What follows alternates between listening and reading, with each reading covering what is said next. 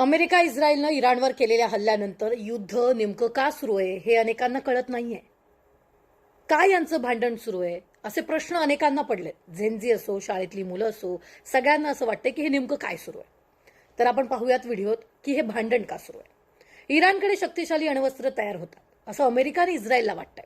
जर इराणकडे घातक अण्वस्त्र आहेत तर ते जगासाठी आणि विशेषतः इस्रायलसाठी धोक्याचं ठरू शकतं. हा धोका कायमचा संपवण्यासाठी त्यांनी इराणच्या मुख्य ठिकाणांवर हल्ला केला.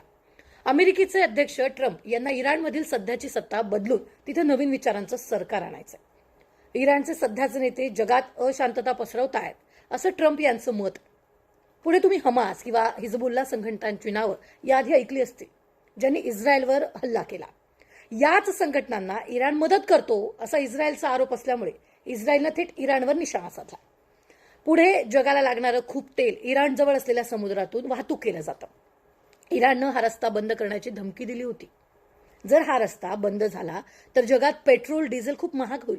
आपला व्यापार सुरळीत ठेवण्यासाठी आणि इराणचा धाक कमी करण्यासाठी अमेरिकेनं हे युद्ध सुरू केलेलं आहे.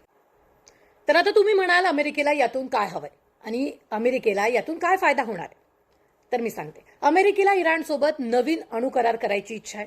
या करारानुसार इराणनं त्यांच्या अणुसुविधा नष्ट करून अणुसंवर्धन पूर्णपणे थांबवून सर्व समृद्ध युरेनियम अमेरिकेकडे द्यायची त्या करारात अट आहे, ज्यामुळे अमेरिकेला आपली सुपर पॉवर इमेज कायम ठेवता येणार आहे. आणि दहशतवादी गटांना इराणनं जो पाठिंबा दिलाय तो काढून घ्यावा अशा अटी त्या करारात. मात्र इराणनं याच अटी मान्य केलेल्या नाहीत आणि त्यामुळे अमेरिकेनं इस्रायलसोबत मिळून हे हल्ले केलेले आहेत. या हल्ल्यात इराणचे नेते अयातुल्ला खामेनी यांचा मृत्यू झाला.